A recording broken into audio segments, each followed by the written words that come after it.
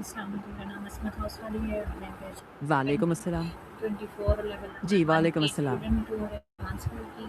और इस टाइम मेरे पास जो मौजूद है अपनी देखभाल, सेल्फ केयर और सेहतमंद आदत की अहमियत, तो ये इस टॉपिक के लिहाज से गुफ्तगू मैं चैट जीपीटी से करूँगी। ठीक है। और चैट जीपीटी मेरा आपसे सबसे पहला सवाल है कि सेल्फ केयर से क्या मुराद है? मतलब अपनी देखभाल से। अपनी देखभाल या सेल्फ केयर का मतलब होता है खुद की ज़रूरतों पर ध्यान देना, शारीरिक, मानसिक और भावनात्मक रूप से। इसमें अच्छी नींद लेना, पोषक आहार खाना, थोड़ा व्यायाम करना, ज़रूरत पड़ने पर ब्रेक लेना और अपने मन को शांत रखने वाली चीज़ें करना शामिल है। ये कोई एक बार का काम नहीं, बल्कि रोज़ थोड़े-थोड़े प्रयासों का जोड़ है। कि तो अपनी जिस्मानी और शारीरिक ख्याल इसलिए ज़रूरी है क्योंकि जब शरीर ठीक रहता है तो ऊर्जा बढ़ती है, बीमारियां कम होती है और मूड भी बेहतर रहता है। अगर नींद पूरी नहीं होगी, खाना सही नहीं मिलेगा, तो दिमाग भी थका-थका सा रहता है, ध्यान नहीं लगता और चिड़चिड़ापन भी आ सकता है। सेहतमंद इसीलिए शरीर ठीक रखना और जी शरीर ठीक रखना। इसलिए ज़रूरी है क्योंकि ये हमारी रोज़मर्रा की ज़िंदगी को मजबूत बनाती है, जैसे समय पर सोना जागना, थोड़ा चलना या एक्सरसाइज करना, साफ सुथरा खाना खाना और अपने दिमाग को भी आराम देना। धीरे धीरे यही आदतें स्ट्रेस को कम करती हैं और एक स्थिर बैलेंस रूटीन बनाती हैं। एकदम परफेक्ट होना ज़रूरी नहीं, बस लगातार कोशिश करना ज़रूरी है। रोज़ाना की कौन सी आदत सबसे ज़्यादा फ़ायदेमंद हो सकती है? अगर एक चुन्नी हो तो अच्छी नींद लेना सबसे असरदार है। नींद ठीक हो तो दिमाग तेज रहता है, मूड संतुलित और बाकी सारी की तरह समझ लीजिए। बेस मजबूत तो आगे सब आसान। इसके साथ फर्क डालता है। क्या अच्छी नींद भी सेल्फ केयर का अहम हिस्सा है, और क्यों? हाँ, बिल्कुल। अच्छी नींद सेल्फ केयर का अहम हिस्सा है, क्योंकि नींद के दौरान दिमाग रिचार्ज होता है, याददाश्त मजबूत होती है, हार्मोन्स बैलेंस होते हैं और शरीर खुद की मरम्मत करता है। नींद कम हो तो मूड चिड़चिड़ा, ध्यान कमजोर और तनाव ज्यादा महसूस हो सकता है। इसलिए नियमित सुकून भरी नींद सेल्फ केयर को मजबूत आधार देती है। मतवाज़न ग़िज़ा हमारी सेहत को कैसे बेहतर बनाती है? संतुलित आहार हमारे शरीर को जरूरी पोषक तत्व देता है, जिससे ऊर्जा बनी रहती है, इम्यूनिटी मजबूत होती है और बीमारियों का खतरा कम होता है।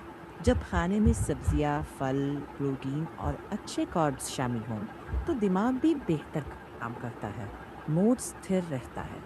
जंक फूड कम, घर का सादा खाना ज्यादा, यही बैलेंस लंबे समय तक सेहत को सपोर्ट करता है। छोटी छोटी बहुत फायदा देते हैं, जैसे पानी ज्यादा पीना यह समय बदन बल्कि मन भी हल्का और बेहतर महसूस करता है।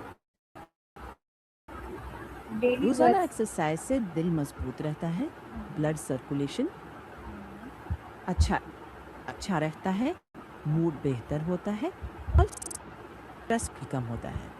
नींद भी सुधरती है, एनर्जी बढ़ती है और लंबे समय में कई बीमारियों का खतरा कम हो जाता है। बस जरूरत के मुताबिक और लगातार करना जरूरी है, परफेक्ट नहीं। पानी मुनासिब मिकदार में पीना क्यों ज़रूरी है? मतलब डेली, और दूसरा डेली रूटीन में हमें कितना पानी पीना चाहिए जिससे हमारी सेहत जो है वो बिल्कुल तंदुरुस्त रहे और कोई मसला ना बने? 1 मिनट।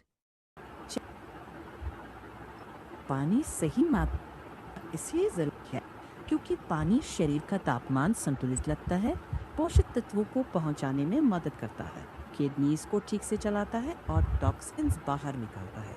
आमतौर पर एक स्वस्थ वयस्क के लिए लगभग 2 से 3 लीटर पानी ठीक माना जाता है, लेकिन ये उम्र, वजन, मौसम और एक्टिविटी के हिसाब से बदल सकता है।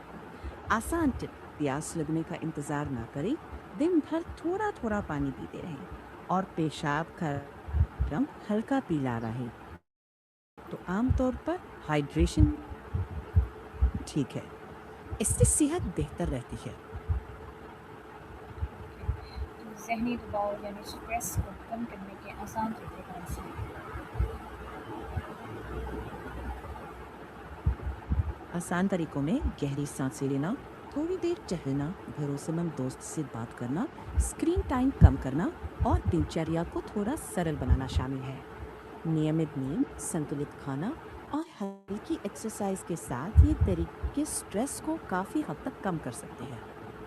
مثبت सोच सेहतमंद ज़िंदगी में क्या किरदार अदा करती है?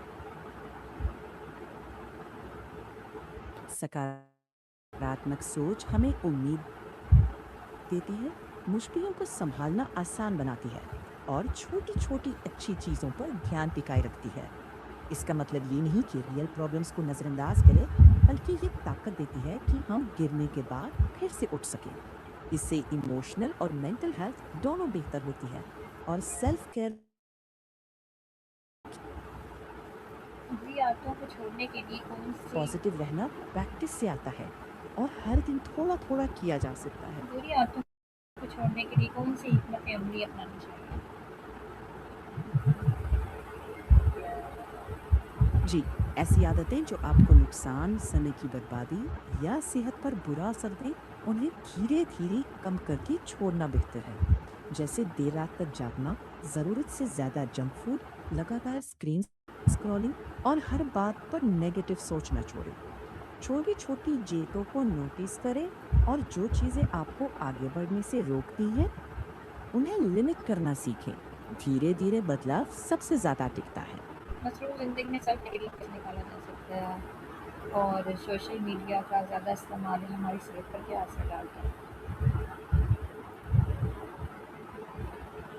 1 मिनट चेक कर लूं। बिजी जिंदगी में सेल्फ केयर के लिए वक्त निकालने के लिए छोटे छोटे बदलाव काफी हैं। जैसे टाइम पर सोना, 10 से 20 मिनट वॉक, पानी पूरा पीना और दिन में थोड़ी देर अपने लिए शांत समय रखना। सोशल मीडिया का ज्यादा इस्तेमाल नींद खराब, ध्यान भटकना, तुलना बढ़ना और स्ट्रेस जैसे असर दे सकता है। बेहतर है लिमिट बनाएं, ब्रेक लें और रियल लाइफ की एक्टिविटीज, रिश्तों और रेस्ट पर फोकस करें। संतुलन सबसे जरूरी है। बच्चों में सेहतमंद आदत पैदा करने के लिए वालिदैन क्या कर सकते हैं? बच्चे नकल से सीखते हैं, इसीलिए खुद उदाहरण बने। तय रूटीन, पौष्टिक खाना, बाहर खेलना, स्क्रीन टाइम पर लिमिट और अच्छी नींद सिखाएं। डांट के नहीं, प्यार और थोड़ा स्ट्रक्चर देकर समझाएं। धीरे धीरे ये आदतें उनकी लाइफस्टाइल बन जाती है और यही सबसे मजबूत निवेश है। अगर कोई शख्स अपनी सेहत को नज़रअंदाज करता रहे तो इसके क्या नतीजे हो सकते हैं? अगर सेहत को नजरअंदाज किया जाए तो थकान बढ़ती है, बीमारियां बार बार घेरती है, काम में मन नहीं लगता, स्ट्रेस और चिड़चिड़ापन बढ़ सकता है। लंबे समय में दिल, शुगर, ब्लड प्रेशर या मेंटल हेल्थ से जुड़ी दिक्कतें उभर सकती हैं। छोटी चेतावनियों को बदलाव करना हमेशा आसान और बेहतर होता है। आप नाज़रीन को सेहतमंद और खुशगवार ज़िंदगी गुजारने के लिए क्या पैगाम देना चाहेंगे? अपना ख्याल रखें, छोटी छोटी अच्छी आदतें अपनाएं, खाना, नींद और हल्की एक्सरसाइज पर ध्यान दें। खुद से नरमी बरतें, दूसरों से ज़रूरत से ज़्यादा तुलना ना करें और जब भी स्ट्रेस बढ़े, सांस धीमी करके खुद को याद दिलाएं, मैं ठीक कर रहा हूँ। धीरे धीरे सेहत की देखभाल लंबी रेस की तैयारी है, इसे प्यार और सब्र से निभाएं। थैंक यू सो मच जी, आपने बहुत अच्छे आंसर आपका भी किए धन्यवाद। और उम्मीद है कि मेरी सुनने वाली ऑडियंस को जो है इससे काफ़ी फ़ायदा हासिल हुआ होगा और वो रहा भी होगा और शायद कोई अमल भी कर रहा हो।